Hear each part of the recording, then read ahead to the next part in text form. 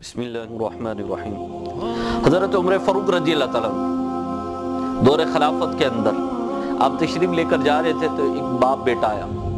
جب باپ بیٹا آیا سامنے میرے آقا امیر المؤمنین سیدنا عمر فاروق رضی اللہ تعالیٰ، اب دیکھ کے بڑے پریشان ہو گئے۔ باپ نے پوچھا اے امیر المؤمنین کیوں پریشان ہوئے؟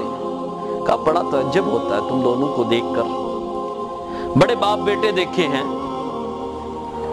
لیکن تمہاری شکل قد کاٹ ایک جیسا، ہو تمہارا بیٹا تم پر گیا ہے، ذرا سی بھی تبدیلی نہیں ہے۔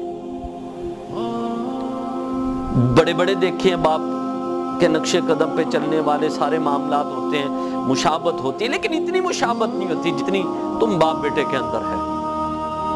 تو باپ نے کہا امیر المؤمنین اس سے بھی عجیب تر بات نہ آپ کو بتاؤں؟ کہا بتاؤ۔ کیا امیر المؤمنین میرے ہاں میری بیگم کے ہاں بچہ پیدا ہونے والا تھا تو میں تجارت پہ جانے لگا۔ جب تجارت پہ جانے لگا تو میری بیگم نے میرا ہاتھ پکڑ لیا۔ کہا سرتاج کہاں جانے لگے ہیں؟ کہا میں تجارت کے لیے جا رہا ہوں۔ کہا آپ کو پتہ ہے میں امید سے ہوں؟ کہا بالکل مجھے پتہ امید سے ہیں۔ اچھا آپ ادھر چلے جائیں گے تو ہمارے بچے کا کیا ہوگا؟ اس کی کون حفاظت کرے گا؟ کیا ہوگا اس کا؟ تو میں نے امیر المؤمنین اپنی علیہ کو کہا کہ میں اپنے بیٹے کو اپنے بچے کو اللہ کی حفاظت کر کے اس کے سپرد کر کے جا رہا ہوں، اس کی حفاظت میں دے کر جا رہا ہوں، وہ اس کا خیال رکھے گا۔ اللہ کہتے ہیں امیر المؤمنین میں چلا گیا۔ کچھ عرصے کے بعد جب میں واپس آیا میں اپنے گھر میں پہنچا، دروازہ کھٹکھٹایا تو دروازہ کھل نہیں رہا، تالا لگا ہوا۔ میں نے لوگوں سے پوچھا میری بیگم تھی یہاں پر، لوگوں نے بتایا کہ تمہاری بیگم درد ذی برداشت نہ کر سکی تو وہ فوت ہو گئی۔ تو ہم نے اس کا کفن دفن کر کے اس کا جنازہ پڑھ کے اسے دفن کر رہے ہیں۔ کہتے ہیں ان لوگوں میں سے ایک نے کہا چلو آؤ میں تجھے بتاتا ہوں تیری بیگم کی قبر کون سے قبرستان کے اندر ہے۔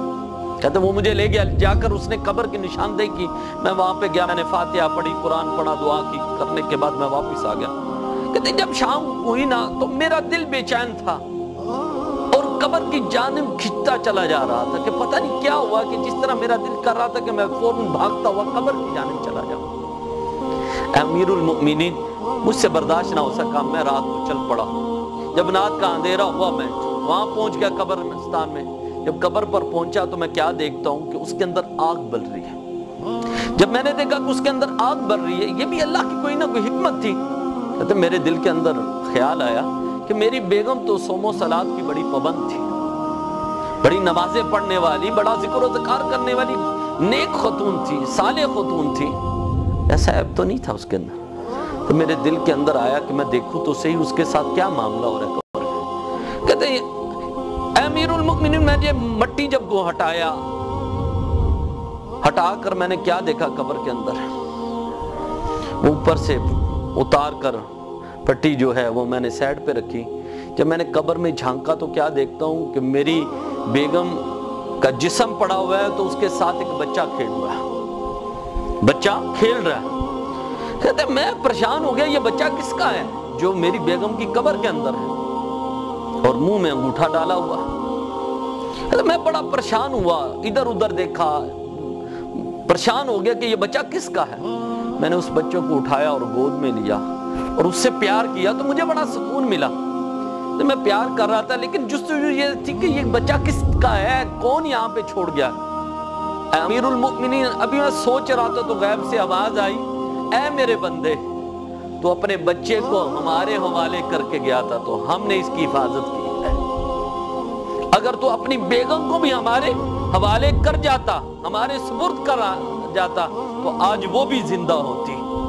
یہ تیرا ہی بیٹا ہے جس کی ہم حفاظت کر رہے ہیں، تو نے ہمارے سپرد کیا تھا تو اس وجہ سے ہم اس کی حفاظت کر رہے ہیں۔ اللہ اکبر۔ امیر المؤمنین یہ میرا بیٹا کئی دن قبر میں رہا اور اللہ اس کی حفاظت، اور جس کو اللہ کے سپرد کر دیا جاتا ہے مال بھی جو بھی چیز اللہ اس کے رسول کے سپرد کر دیا تو اس میں بڑی برکت ہوتی ہے۔ پہلے اس کی حفاظت کرو اس کے بعد اللہ اس کے رسول کے سپرد کر دو تو اللہ اس کا رسول مہربانیاں فرمائیں گے۔